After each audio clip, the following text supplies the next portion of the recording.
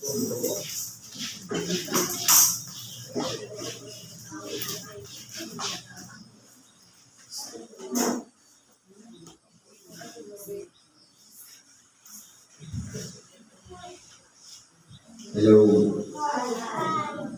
ang laki ng boses ko.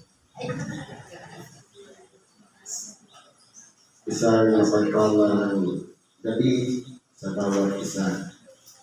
Pagpasensyahan na po yung boses ko. Dahil namamakos. Ngayon lang ako.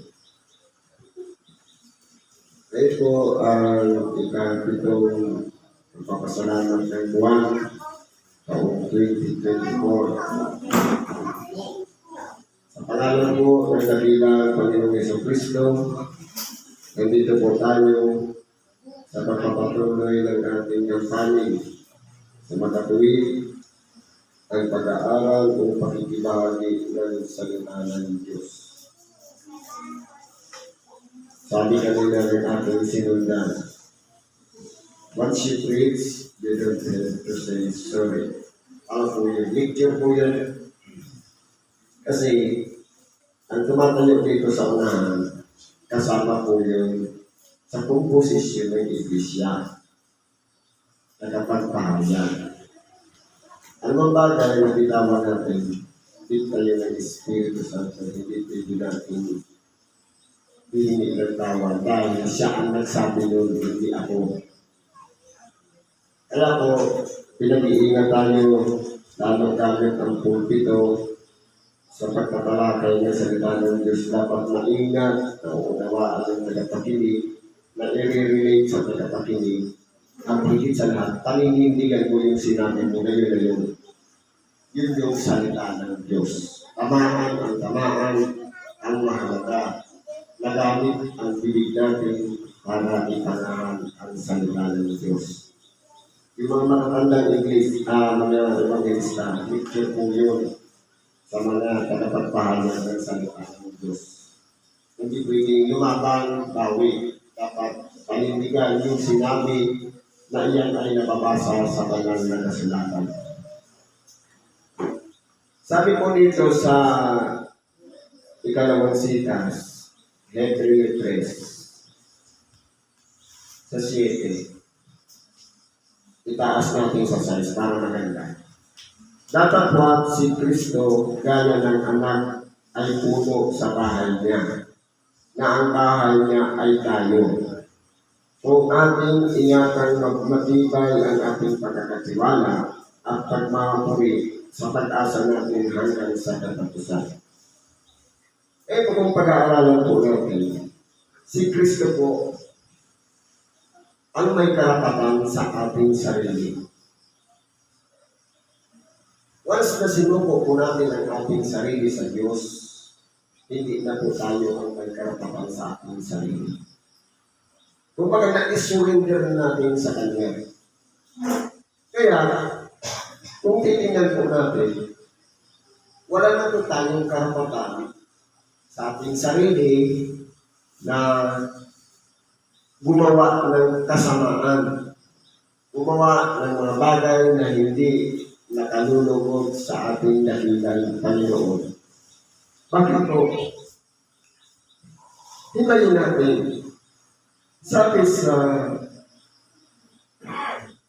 Galacia 2, ang versikulo ay 19 hanggang 20. Ano ang nakasulat?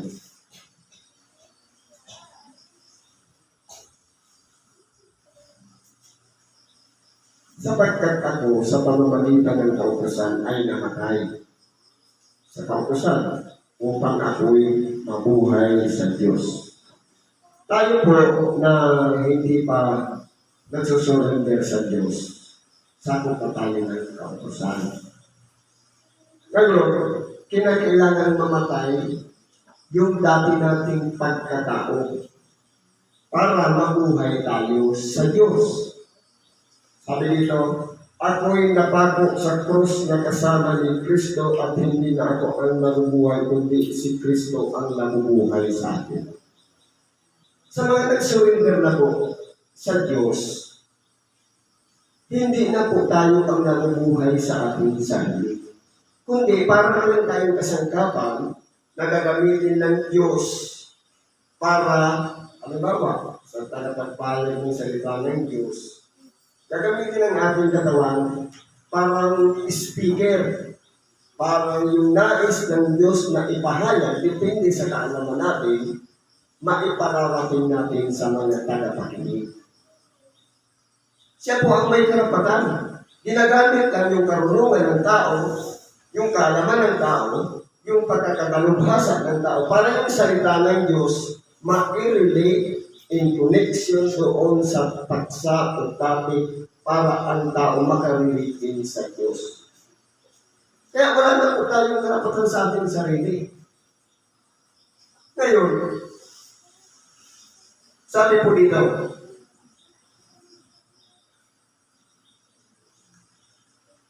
kundi si Kristo ang nabubuhay sa akin at ang buhay na ikinabubuhay ko ngayon sa laman ay ikinabubuhay ko sa pananampalataya. Kaya yung pananampalataya, inumpisa natin, pag-ingasin natin yun at pagtibayin. Sapagkat hindi lang dapat magtapos sa pananampalataya, marami ba po yan kasunod? Hanggang sa pagiging isang ganap. Nakasulat po yan sa Roma 5. 1 hanggang 5. Meron din yun sa Pedro. Kumbaga, yung pananampalataya kasi pagtitiwala at paniniwala sa mga bagay na hindi nakikita.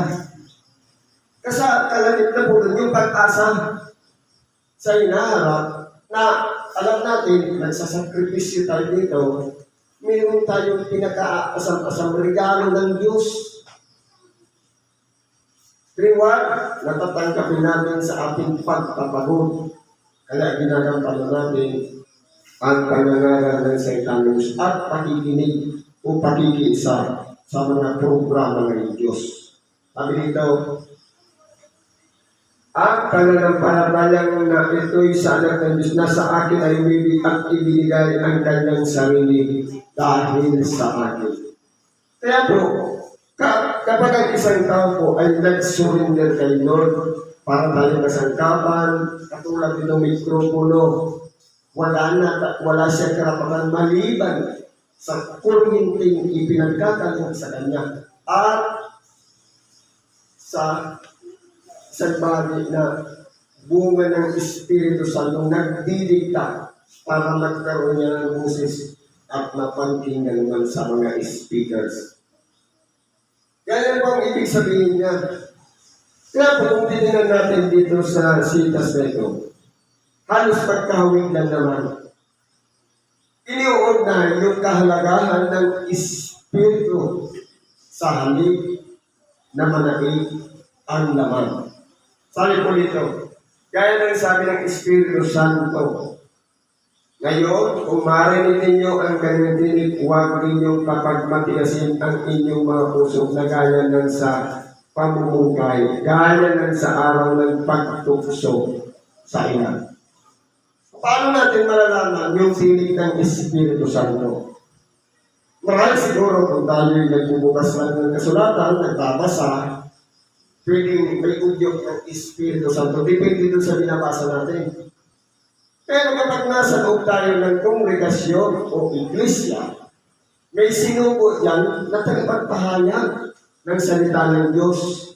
Yun po yung gagamitin ng Espiritu Santo para ipahayag yung malalalim na bagay ng Diyos. Iba po kasi ang kalagayan ng ibang lista, iba naman ang kalagayan ng tagapakinig. Ang tagapakinig nag-aabang kung ano yung mensahe. Kagaya ng pagsamba natin kahit saan sambahan. Kung ano yung mensahe, yun na yung nais ihatid ng Diyos na makarating sa bawat tainga natin. Sino yung gagamitin para yung salita ng Diyos makarating sa tainga natin? Preacher. Tagapagpahayag ng salita ng Diyos. Ngayon, sabi nito, kung marinig ninyo ang kanyang tinig, tinig nino, tinig ng Diyos na ginamit lamang ang boses ng tao ng tagapagpahayag. Kinakailangan hindi ang ibang hilista ang mag-a-adjust, kundi ang tagapakinig. ang mag-a-adjust na huwag papagmatigasin ang kanyang puso. Hindi ba kayo occasional? Minsan, nakapaginig tayo, yung ibang listahan ng limo, di pagmarating yung oras, nakaupo, nakapakinig. Habang nakikinig tayo, mag-a-adjust tayo. Pero sa oras na ikaw na nakatayo dito sa unahan, karapatan mo na kung ano ang dikta ng Espiritu Santo na ipahayag sa bawat isa in relation doon sa topic. Paninindigan nyo ng ibang lista. Hindi pwedeng lumaban ka na ganito ang ituturo, pagkatapos may nasaktan, sasabihin mo, sorry. Hindi po. Ang nag-a-adjust po, ang tagapakinig at hindi ang tagapagpahayag. Sapagkat siya po, kasalukuyan ginagamit ng Espiritu Santo. Kaya tayo gumagamit ng pulpito. Ito po ang kahalagaan ng pulpito. Spokesman tayo ng God. Ano mang bagay na dikta ng Espiritu Santo, iyan ay mula sa Kanya at hindi mula sa atin. Sapagkat yan po ang nais ng Diyos ihatid. Kahit ako man nakatayo dito, isa rin tagapakinig ng salita ng Diyos na dapat din mag-adjust ng aking sarili. Na bagamat nagsasalita ako sa inyo at sa akin din kasama ako, matuto din ako ng araw na aking sinasambit na dapat pala ito ang gagawin ko. Mag-a-adjust ako dahil sa salita ng Diyos, tinatamaan din ako. Ganyan po yan. Kaya kung titingnan po natin, mahirap po ang maging tagapagpahayag ng salita ng Diyos. Dahil sa totoo lang po, marami ang nagagalit. Pero ang katotohanan po niya, kay may magalit man o wala, ang mahalaga, naging tagapagsalita ka ng Espiritu Santo. Ang mag-a-adjust talaga niyan, ang tagapakinig, magsisi ng kanyang kasalanan. Hindi pwedeng hatulan, sapagkat kapahamakan din naman natin. Sabi nga, sa sukat na inyong ginawang panukat, kayo naman ay susukatin. Ibig sabihin, patas ang Diyos. Kung sinukat natin na mali ang paningin natin sa isang tao, ibabalik yan sa atin ng Diyos. Kaya huwag na lang natin sukatin. Hayaan na lang natin. Kung tayo talaga yung may kasalanan, pagsisihan natin ang kasalanan natin. Hindi pwede natin katulan yung tagapagpahayag ng salita ng Diyos. Sapagkat Espiritu Santo po ang dalaga natin yan. Yan po tayo pinag-iingat. Sabi dito, na doon ay tinuksuhan ng inyong mga magulang sa pagsubok sa ating totoo po. Nung nangunguna si Moises, itinuturo ang mabubuting aral mula sa Diyos. Pero anong ginawa ng mga sumusunod ng mga Israelita kay Moises? Nilalapastagan nila yung aral. Walang pagpapahalaga doon sa mensahe na ipinahatid ng Diyos sa bibig ni Moises. Humingi ba ng tawad si Moises? Hindi po. Kundi nanindigan siya na yung aral na yun ay galing sa Diyos. Kaya ano nangyari? Tinukso sa ilan ng mga magulang natin. Na dapat sana, nung natuto na sila, maraming mga halimbawa o mga patuloy ang Diyos para sila hanguin makarating doon sa lupang pangako. Pero anong ginawa nila? Lumayo lang ng kunti si Moises, kumakit sa mundo para ibigay ang 10 utos. Pagpalit niya, may bisirong baka na. Pinagsama-sama yung lahat ng ginto na dala-dala nila mula doon sa Ehipto. Pagkatapos, nilusaw nila, ginagawa nilang bisirong baka at pinagbuhod-buhuran nila. Ganyan po kasi tigas ang ulo. Kaya kung kitinan po natin, sabi dito, dahil dito ay nagalit ako sa lahing ito at aking sinabi, lagi silang nagkakamali sa kanilang puso. Kaya kung titinan po natin, sinisi pa si Moises? Hindi po, yung mga magulang ang sinisisi ng Diyos na laging nagkakamali sa kanilang mga puso. Kung ilalagay natin sa panahon ngayon, sa iglesia itinatag ng Diyos, ang nagkakamali po malimit sa kanilang puso, yung mga nakikinig ng salita ng Diyos. Dahil tinuturo na nga, ginagamit ang bibig ng tagapagpahayag sa tinatamaan na ayaw pang tanggapin. Kaya palagi na nagkakamali ang kanilang mga puso. Ngayon po, anong dapat natin gawin? Magsisi tayo sa pagkakamali na ginawa natin. Habang tayo nakaupo, nakikinig ng ibang video, nagninilay-nilay, nagsisisi. Binabagpag ang sarili. Kung tayo ba ay karapat-dapat tumanggap ng aral, kung tinatamaan tayo, sorry, yan talaga ang salita ng Diyos. Kung susundan po yung Hebreo, kasunod na po yan yung Hebreo 4:12, sapagkat ang salita ng Diyos ay buhay at mabisag at matalas kaysa alinman tarak na may dalawang talim. Ibig sabihin, tatamaan talaga ang tatamaan. Yan po yung salita ng Diyos. Ngayon, kung ang salita ng Diyos na gustong ituloy yung pamumuhay natin, tatamaan talaga tayo. Masakit po talaga yun. Hindi lang isang bahagi ang talim kunig, double sided. Isang tabak na may dalawang talim. Kabilaan. Kaya kung titingnan po natin, tatamaan talaga ang tatamaan. Yan po ang salita ng Diyos. Hindi pwedeng tinamaan na sasabihin ko sorry sa tinamaan. Hindi po. Salita ng Diyos yun. At hindi ko salita ang ipinapahayag dito. Kaya tatamaan talaga ang gumaan di gumagawa na naayon sa kalooban ng Diyos. Ngayon ang sabi dito, ngunit hindi nila nangakilala ang aking mga daan. Ano pa't aking isinumpa sa aking kagamitan, sila'y hindi magsisipasok sa aking kapahingahan.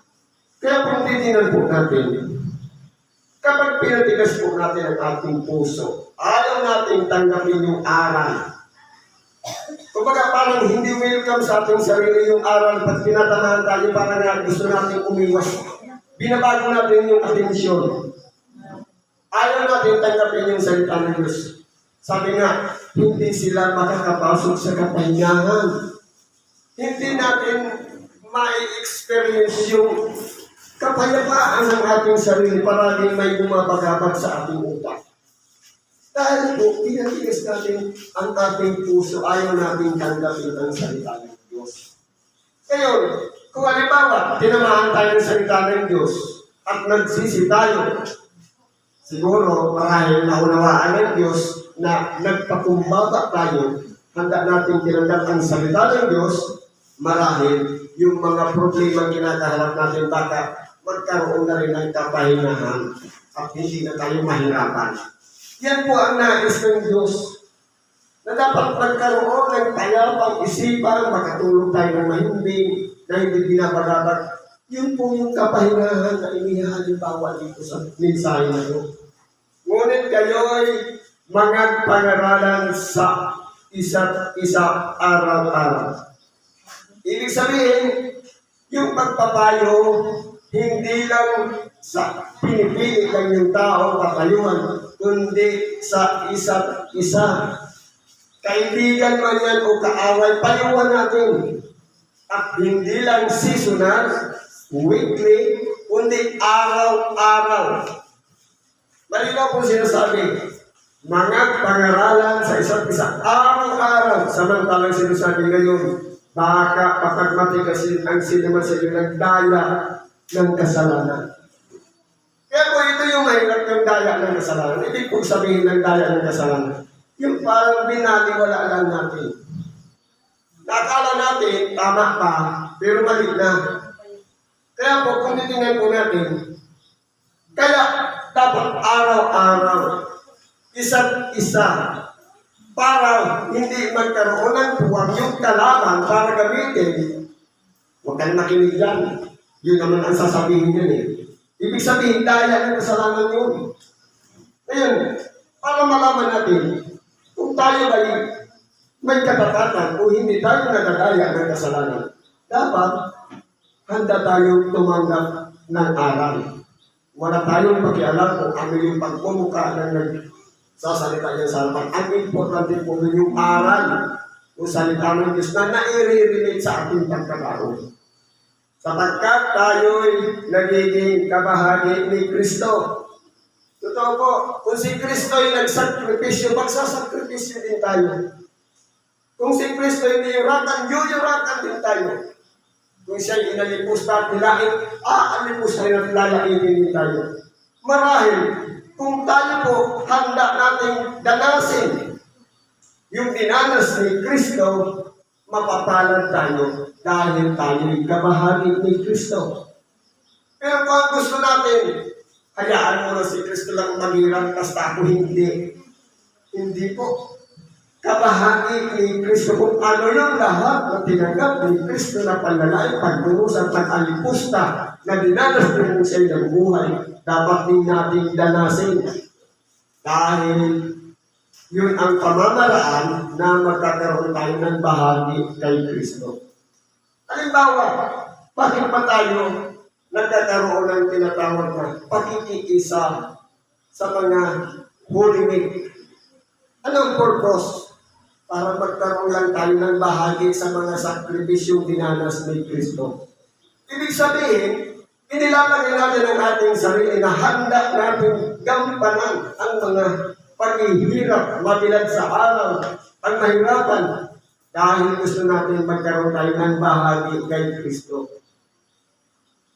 Hindi naman yung pagandahan ng tutulungan o kaya pasikatan ng pananamit, kundi ibabahagi natin doon sa pagdurusa at paghihirap ni Kristo. Kinakailangan din natin magdusa. Kinakailangan din natin maghirap para magkaroon tayo ng bahagi kay Kristo. Sabi nito, samantalang sinasabi ngayon, kung marinig ninyo ang kanyang tinig, huwag ninyong papagmatigasin ang inyong mga puso kaya ng sa pamumungkahi. Sasabihin niya, huwag ka na makinig yan. Paulit-ulit lang naman yung sinasabi niya ni Brad. Yan po yung daya ng kasalanan. Kaya po, kung tayo po, para hindi tayo matalo ng sinasabi na gaya ng sa pamumungkahi o yung sinasuggest ng iba, dapat po anda tayong magpasako.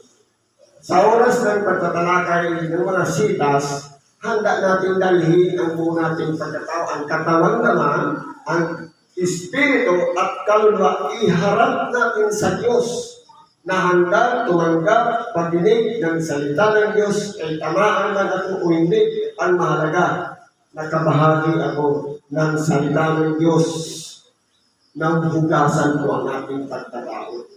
Lalo-lalo na yung ating mga pagkakasala. Sabi dito, sapagkat sino-sino sa pagkarinig ay namungkahi, ngunit hindi baga yung lahat na nagsialis sa Egypto sa pamamagitan ni Moises. Sino ba yung mga sa pagkarinig ay namungkahi? Hindi ba kayong lumayas, yung mga umalis? Kaya po, halimbawa, oras ng Ebanghelyo, tapos sa halip na nakaupo ka dyan, sa upuan na dyan, para makinig ng Ebanghelyo, dinala mo ang iyong sarili sa labas at hindi ka nakinig ng Ebanghelyo. Kasama doon sa namumungkahi. Yun po yung nagsialis, hindi nag-iisa. Yun po yung namungkahi. Ito yung inalimbawa dito. Sapagkat sino-sino sa pagkarinig ay namungkahi. Nakakarinig ay parang, tinatamaan ako, lumabas. Ngunit, hindi baga ang lahat ng nagsialis. Kaya kung titingnan po natin, sa oras ng Ebanghelyo dapat makiisa tayo sa pakikinig ng Ebanghelyo. Yun po yung pinaka-importante. Para saan pag umalis tayo ng ating bahay at pumunta tayo dito, hindi tayo handa para makinig ng Ebanghelyo. Yan po ang pinaka-ibig sabihin niya. At sino-sino ang kinagalitan niyang 40 taon, hindi ba nga yung nagkasala na ang kanilang mga katawan ay nangabuwal sa ilan? Pinarusahan ko ng Diyos. Yung mga tao, mga matatanda, lalo-lalo na yung mga Israelita, 40 taon nagtiis ang Diyos. Kinagalitan sila. at ang iba'y hindi na nakarating doon sa lupang pangako. Doon pa lang sa daan nang mamatay na sila. At sa kani-kaninong isinumpa niyang hindi makapapasok sa kanyang kapahingahan, kundi iyaong mga nagsisiwat. Kaya kung titingnan po natin, isa lang po ang sinabi ng ating dakilang Panginoon sa lahat ng kanyang mga ginawang alagad. Tinawag niya si Pedro, si Andres, sumunod ka sa akin. Follow after me. Ganon din si Juan at Santiago. Maging si Mateo, si Tomas, lahat ng mga tagasunod ni Kristo ang sinabi, sumunod. Ano po yung kontradiksyon ng sumunod? Sumuway. Ibig sabihin, kung tayo po ay nagsisuko sa Diyos, inihanda natin ang ating sarili sa pagsunod, kinakailangan ang gagawin lang natin pagsunod. Dahil kasalungan po nun ang pagsuway o ayaw magpasakop. Sabi dito, at sa kani-kanino, sinumpa niya hindi makakapasok sa kanya kundi iyaw mga nagsisuway. Loko. At nakikita natin na sila hindi nakakapasok dahil sa kawalan ng pananampalataya. Kaya kung titinan po natin, nag-umpisa sa pananampalataya. Kinakailangan yung pananampalataya na kung paano natin pinaniniwalaan yung pamamaraan ng Diyos, kung saan tayo tinawag at kung paano tayo tinawag, kinakailangan panatilihan natin yung pananampalatayang yun. Dahil kapag yun ay nawala, tunay nga po na hindi tayo mga kakapasok sa kapahingahang inihanda ng Diyos. Araw-araw uusigin tayo ng ating pagkatao. Ubulhin dahil ayaw natin sumunod sa kalooban ng Diyos. Kaya kung titingnan po natin, ang minsay dito sa sitas na ito, simple lang. Sumunod, magpasako, pagkatapos doon, wala nang problema. Pero kung may pagtututol at minsan ayaw natin sumunod, magkakaproblema, hindi na po tayo makapapasok sa katahingan. Araw-araw uusigin ang ating buti, hindi tayo mapakali.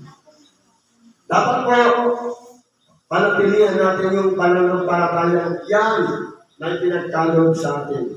Yung pundasyon ng pananampalatayang yan, kinakailangan nakasali sa bato na itinakwil ng mga tao, ngunit naging bato sa panunong sa mga bagay. Si Yesu Kristo na kinatinisura ng lahat ng tao na nakapaligid sa Kanya. Pero siya po ay inilagay sa kanan ng Diyos, sa kaluwalhatian ng Diyos, na hindi nakilala. Dahil kung nakilala sana nila si Kristo, hindi sa ipinako sa krus ang Panginoon ng kaluwalhatian. Salamat po at mapagpalang gabi sa bawat isa sa atin.